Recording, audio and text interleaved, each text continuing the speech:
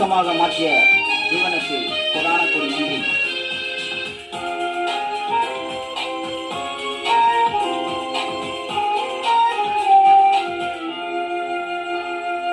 தண்ணீரை ரத்தமாய் மாற்றினார் அதிசயம்.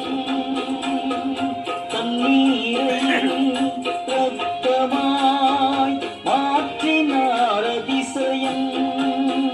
வெறும் தண்ணீரையே திராட்சை ரசமாய் மாற்றினார் அதிசயம்.